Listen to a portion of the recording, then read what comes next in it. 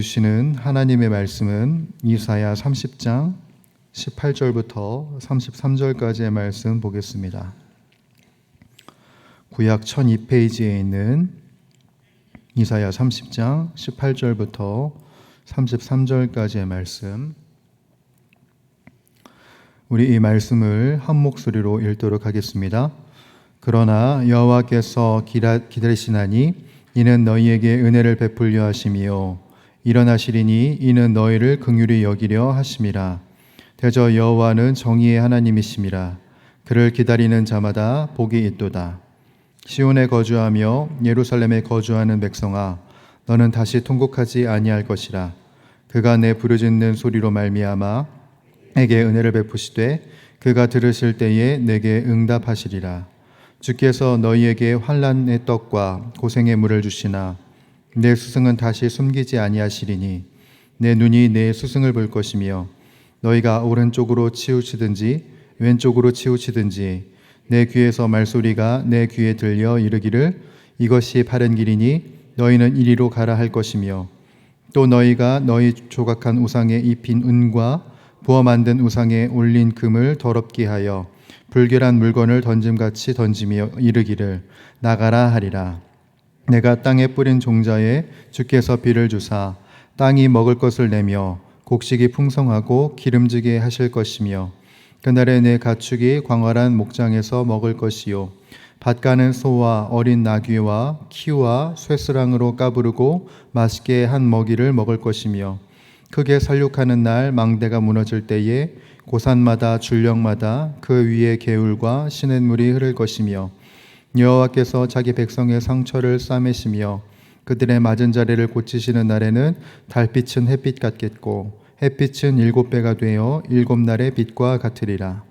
보라, 여호와의 이름이 원방에서부터 오되 그의 진노가 불불 듯하며 연기가 일어나 듯하며 그의 입술에는 분노가 찼으며 그의 혀는 맹렬한 불 같으며 그의 호흡은 마치 창이라여 목에까지 미치는 하수 같은즉 그가 멸하는 키로 열방을 까부르며 여러 민족의 입에 미혹하는 재갈을 물리시리니 너희가 거룩한 절기를 지키는 밤에 하듯이 노래할 것이며 피리를 불며 여호와의 산으로 가서 이스라엘의 반석에게로 나아가는 자같이 마음에 즐거워할 것이라.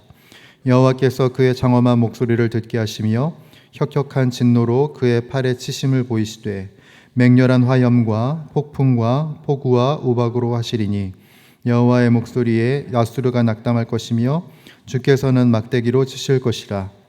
여호와께서 예정하신 몽둥이를 아수르 위에 더하실 때마다 소고를 치며 수금을 탈 것이며 그는 전쟁 때에 팔을 들어 그들을 치시리라.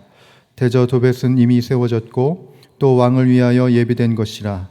깊고 넓게 하였고 거기에 불과 많은 나무가 있은즉 여호와의 호흡이 유황 개천 같아서 이를 사르시리라. 아멘.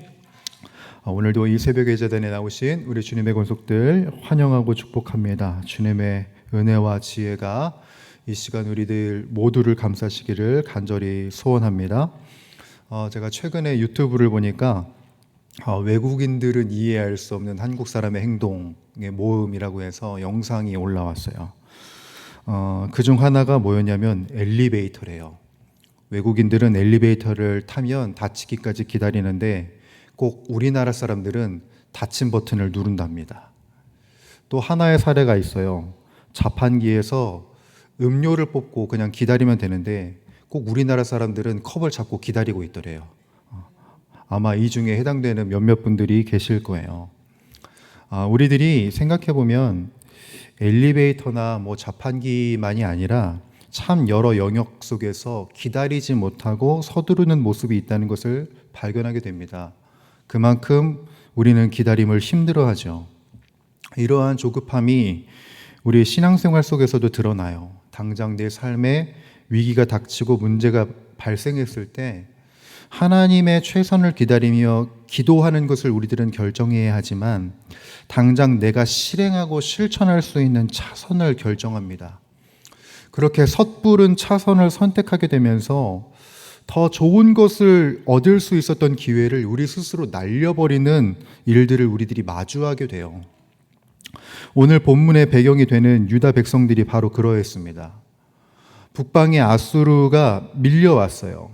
그때 유다 백성들은 기도의 자리를 지키면서 하나님의 최선을 기다려야 했지만 그들은 그렇게 하지 못했습니다.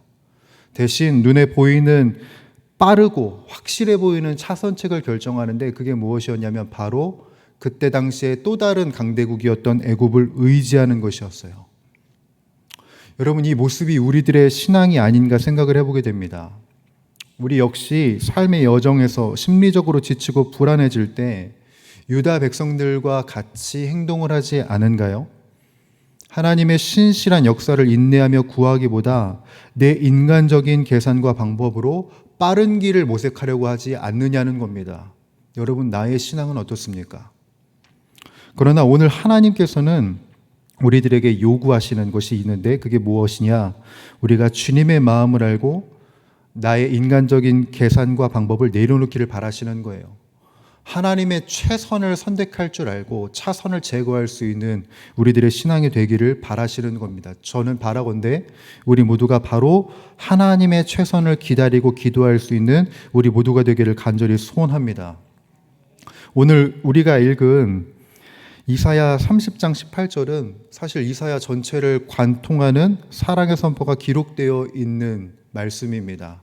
우리가 18절 다시 한 번 더 읽어보도록 하겠습니다. 시작. 그러나 여호와께서 기다리시나니 이는 너희에게 은혜를 베풀려 하심이요 일어나시리니 이는 너희를 긍휼히 여기려 하심이라. 대저 여호와는 정의의 하나님이시라. 그를 기다리는 자마다 복이 있도다. 아멘. 유다 백성들이 하나님 외에 다른 대안들을 찾을 때 하나님께서는 무엇을 하시냐? 자신의 백성들이 돌아오기를 기다리고 계신대요. 여기서 기다리다를 원어로 보게 되면은 단순히 시간이 가기를 멍하니 바라는 상태가 아니라 간절한 갈망을 품고 그 사람이 돌아오길 간절히 기다리는 상태를 의미합니다. 참 신기하죠. 우리들은 늘 내가 하나님을 기다린다고 생각을 했어요. 내가 하나님을 이토록 오래 기다리는데 왜 응답하지 않으실까? 하며 우리들 낙심하던 때가 없었습니까? 그런데 성경은 반대로 선포를 하는 거예요. 우리가 기다리기 이전에 먼저 하나님이 우리들을 간절하게 기다리고 계셨답니다. 이것을 통해서 우리들이 무엇을 알 수 있어요? 우리가 기다려도 응답을 얻지 못하는 이유는 무엇인가? 그게 주님이 더디게 일하시기 때문이 아니라는 거죠. 우리가 주님 앞에서 엉뚱한 것을 구하고 있었기 때문에, 주님 외에 다른 것을 구하고 있었기 때문에 우리들은 응답을 얻을 수 없었던 것입니다. 그래서 야고보서 4장 3절에서는 이런 기록이 있죠. 구하여도 받지 못함은 정욕으로 쓰려고 잘못 구하기 때문이라. 우리는 하나님을 기다린다고 기도하면서도 실제로는 이 유다 사람들처럼 내 입맛에 맞는 빠른 해결책을 달라고, 그렇게 허락해 달라고 하나님 앞에 때를 씁니다. 그러나 하나님이 원하시고 요구하시는 것은 우리가 그 고집과 세상의 차선책을 내려놓고 온전히 돌이키기를 기다리고 계시는 것이에요. 여러분, 우리들은 기억해야 합니다. 하나님께서 우리들을 기다리고 계세요. 우리가 하나님을 기다리기 이전에 하나님이 우리를 기다리고 계신다는 겁니다. 잘못된 것을 구하면서 엉뚱한 것을 의지하는 우리들의 삶을 처분하고 주님께 돌아오기를 원하는 거예요. 그리고 또한 잘못된 것을 구하며 엉뚱한 것을 의지하는 우리들의 삶일지라도 그럼에도 불구하고 우리를 기다리고 계신다는 겁니다.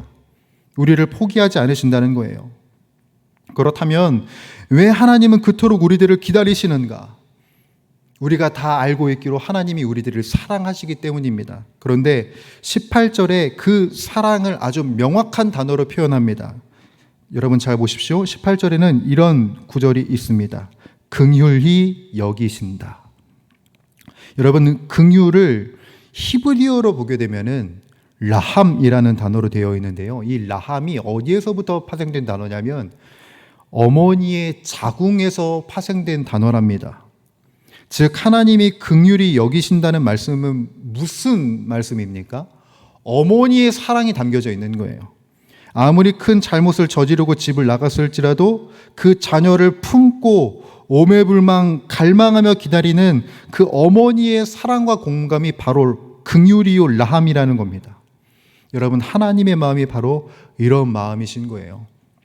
애굽이라는 헛된 능력을 의지하며 방황하는 이 유다 백성을 아버지의 심정으로 기다리십니다. 헛된 것을 선택하며 결정하며 의지하는 우리들을 하나님이 기다리고 계세요. 우리가 인내하기 이전에 우리를 먼저 기다리고 계십니다. 간절한 마음으로 자식을 기다리는 그 하나님이 바로 그 아버지가 우리의 주님이신 거예요. 그러니 우리가 그 주님께 돌아갈 수 있기를 주님의 이름으로 간절히 축원합니다. 자, 그러면 우리가 아버지의 품으로 돌아갈 때 어떤 일이 벌어지는가? 여러분, 19절과 같은 은혜가 우리들에게 주어집니다. 자, 19절 함께 읽어볼까요? 시작. 시온에 거주하며 예루살렘에 거주하는 백성아, 너는 다시 통곡하지 아니할 것이라. 그가 내 부르짖는 소리로 말미암아 내게 은혜를 베푸시되 그가 들으실 때에 내게 응답하시리라. 아멘. 우리의 통곡하는 소리가 마침내 그치게 된답니다. 주님께 돌아가면은 우리들에게 바로 이러한 은혜가 있는 거예요. 그런데 다만 그 통곡하는 소리를 그치게 하시기 위해서 하나님께서 때로 우리들에게 무엇을 허락하시냐? 삶의 자리에 환난의 떡과 고생의 물을 통과하게 하실 때도 있어요. 그러나 성도가 기억해야 할 것은 무엇이냐면 그 고난의 시간이 결코 저주가 아니라는 것입니다. 20절과 21절은 고난이 주는 영적 유익을 이렇게 설명해요. 여러분 잘 보십시오. 20절부터 21절입니다. 주께서 너희에게 환난의 떡과 고생의 물을 주시나 내 스승은 다시 숨기지 아니하시리니 내 눈이 내 스승을 볼 것이며 너희가 오른쪽으로 치우치든지 왼쪽으로 치우치든지 내 뒤에서 말소리가 내 귀에 들려 이르기를 이것이 바른 길이니 너희는 이리로 가라 할 것이며. 아멘. 우리들이 나의 기준, 나의 고집, 나의 열심으로 가득 차면 우리를 향하신 하나님의 열심, 우리를 향하신 하나님의 얼굴을 볼 수가 없습니다. 그런데 환난의 떡을 먹으며 내 힘이 빠지고 내 마음이 낮아질 때 비로소 내 삶의 참된 인도자이시며 스승이신 하나님의 얼굴이 뚜렷하게 보이기 시작합니다. 그리고 말씀을 향하여서 꽉 막혔던 우리들의 귀가 열리기 시작하는 것이지요. 우리들이 삶을 살면서 인생을 살아가다가 방향을 잃고 좌우로 치우치려 할 때마다 우리의 바로 등 뒤에서 우리를 도우시는 하나님의 세미한 음성이 들려오기 시작한다는 겁니다. 이 거룩한 음성을 경험한 성도는 22절처럼 되는데 여러분 22절 함께 읽어볼까요? 시작. 또 너희가 너희 조각한 우상에 입힌 은과 부어 만든 우상에 올린 금을 더럽게 하여 불결한 물건을 던짐같이 던지며 이르기를 나가라 하리라. 아멘.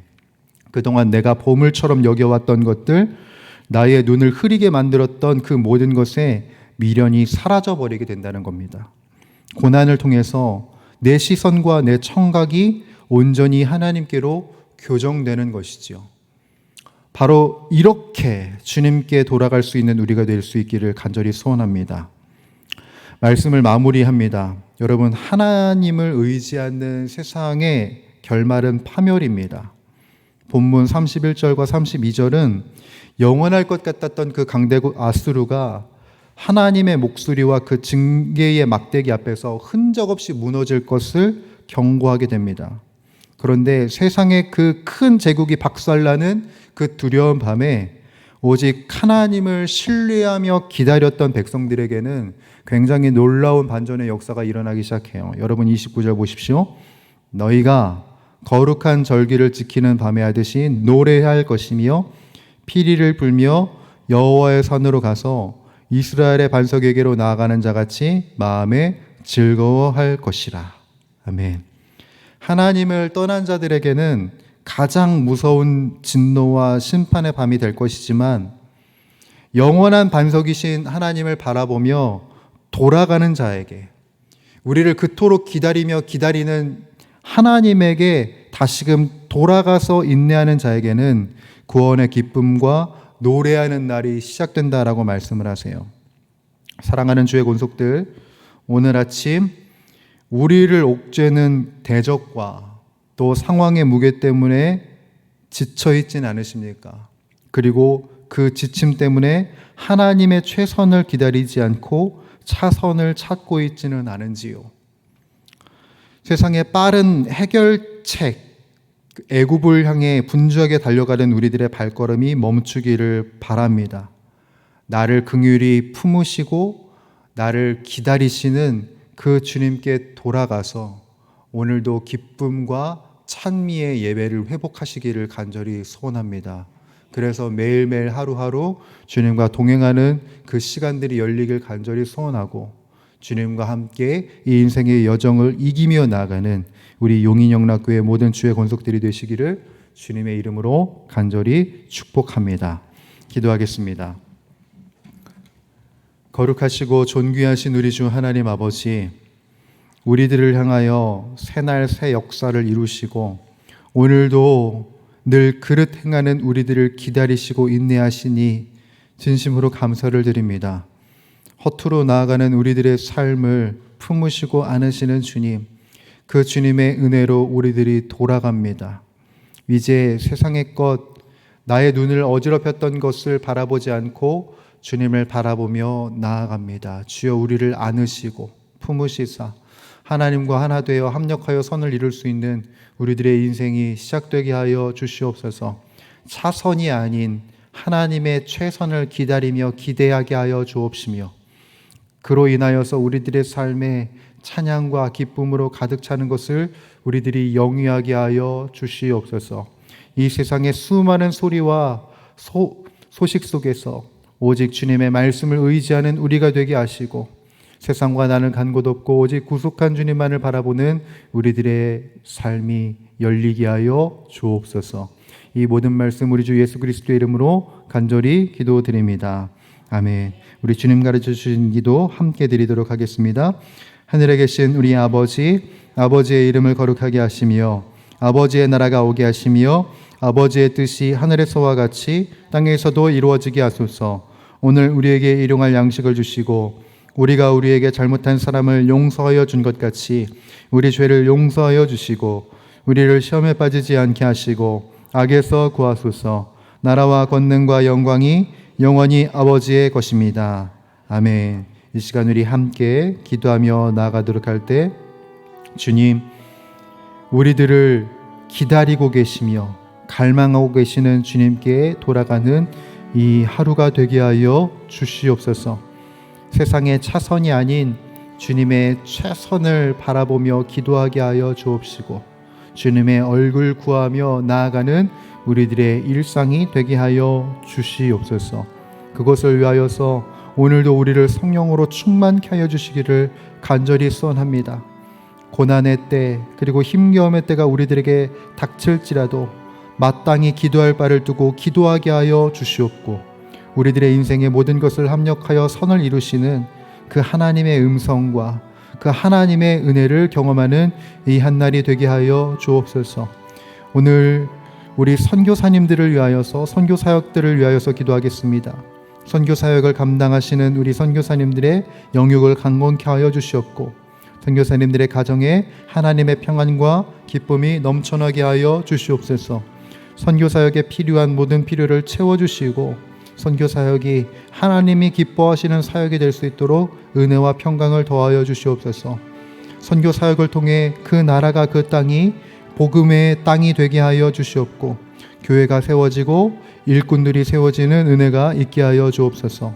또한 여러분들이 가지고 나오신 기도의 제목들과 연약해져 있는 우리 환우들, 그리고 연약해져 있는 우리 지체들을 위하여서 우리 마음과 정성과 뜻을 다하여 함께 기도하며 나아가도록 하겠습니다. 기도하시겠습니다. 주님, 오늘도 주님의 은혜와 사랑이 우리들을 감싸고 계시고 우리들을 이끌고 계시고 우리들을 인도하고 계심을 믿음으로 기도하며 나아갑니다. 고난의 때, 환난의 때에 주님의 최선